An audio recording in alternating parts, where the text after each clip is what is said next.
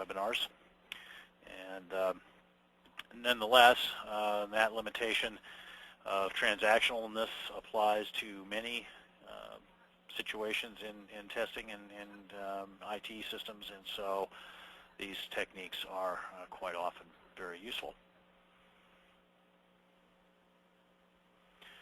Okay, so I'm going to put up the advertisement as always during the Q&A session. Now I'm get the Q&A session open here. I'm going to once again try to deal with this cumbersome interface that GoToWebinar decided to put on their Q&A panel now, but let's see. I got a question here from Deb Vernon. Where on the website is the slides? So if you're on the website, you should see a page that says resources, and I believe the webinar slides are on the basic library page. So yeah, just confirm that. So go to resources, basic library, and you should be able to find the slides there.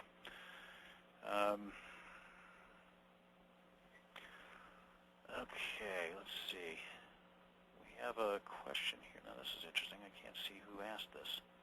Ah, okay.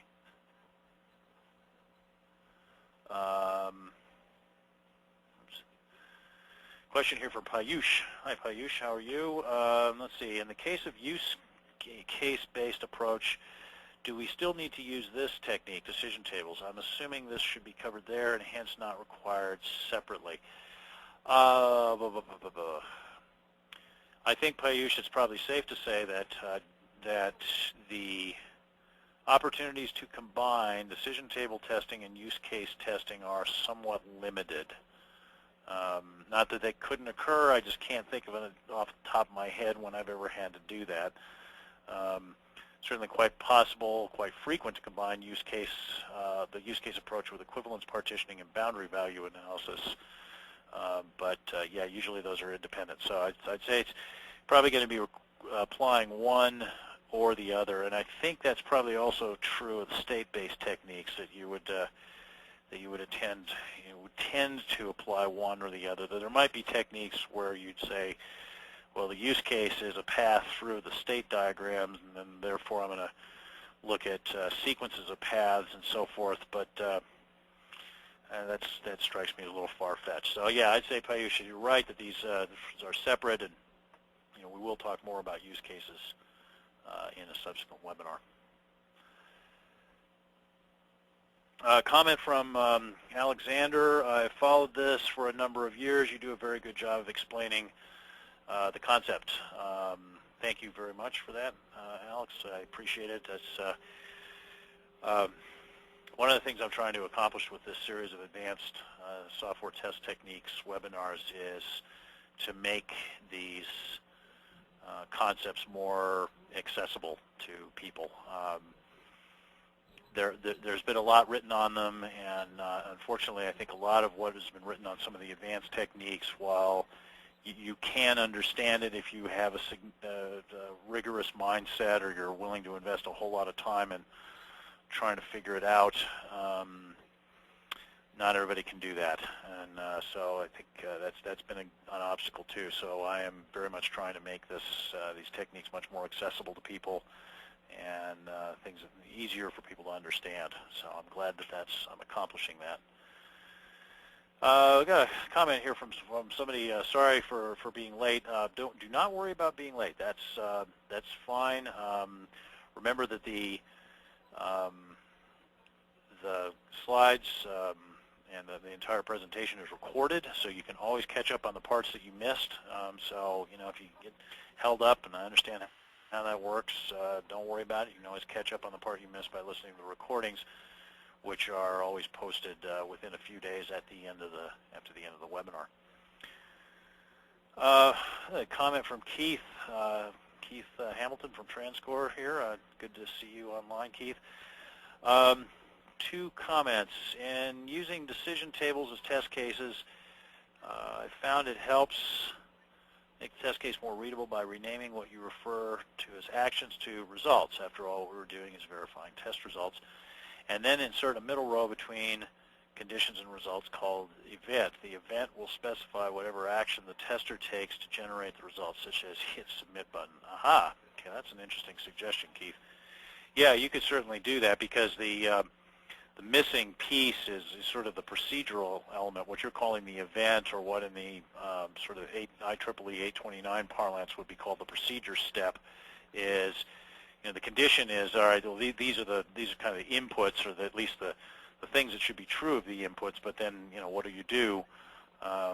So yeah, that's a very clever way of doing that, of just take the test case, take the decision table, add procedural element to it, and voila, you've got a logical test case, which is quite readable. So good suggestion, Keith. I really like that. That's you know, anything that we can do to try to make our documentation load lighter and you know, keep our work lightweight and focused on the doing of testing, not just the documenting of testing, is always a great idea. So I like that.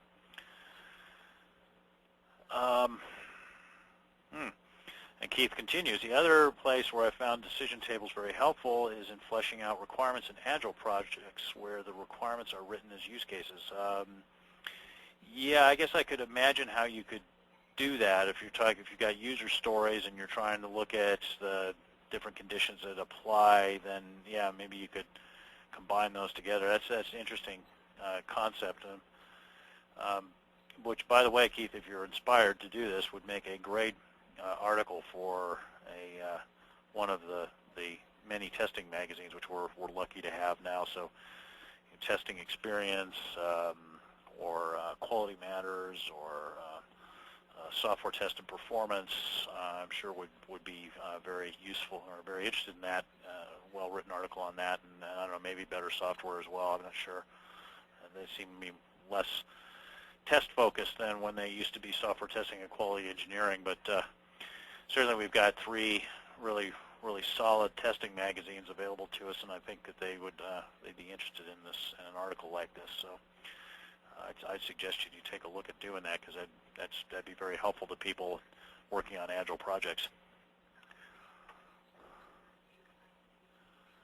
Let's see. Mark asks, would you use this for testing reports? Yeah, you certainly could. I mean, I think in a lot of cases reports are going to be transactional kinds of things, and you know, it could be very useful for that kind of testing. And the classic cases are things like, as you saw, you know, like credit card processing and ATMs and e-commerce sites and those sort of things. Any situation where a collection of data or inputs are gathered up, and then based on the conditions that are true of those inputs, a decision is made on how to act, fundamentally a transactional type of situation. So, you know, certainly that's transactional. And also, you can look at a given dialog box as, in a sense, transactional too. So there are a lot of like dialog box situations where you fill in fields in the dialog box and click OK, and then based on the input, certain things are supposed to happen, and then that can all be handled via decision tables as well.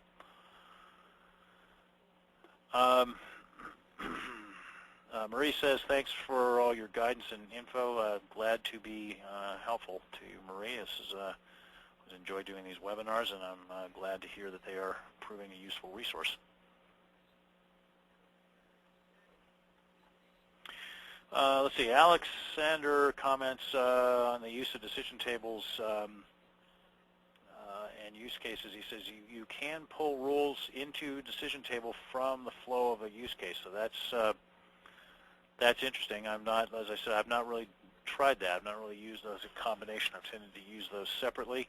But I believe it, and I think this is another case where there's an interesting technique article hiding in here, Alexander, if you're interested in writing it. It's for one of the magazines that I mentioned, because I think being able to interrelate and transpose these techniques, use them in different situations is the core of mastery of them, and so I think